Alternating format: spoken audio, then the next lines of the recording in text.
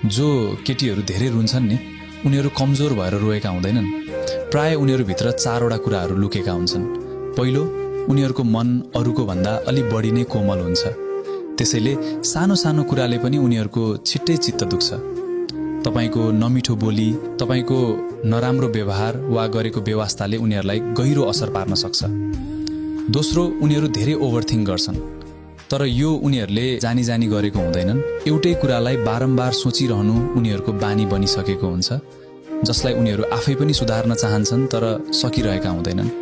तेस्रो, उनीहरू मान्छेसँग धेरै छिट्टै इमोसनली जोडिन्छन्। एकपटक कसैलाई आफ्नो मानिसकेपछि उनीहरू जस्तोसुकै परिस्थिति आए पनि सजिलै साथ छोड्दैनन्।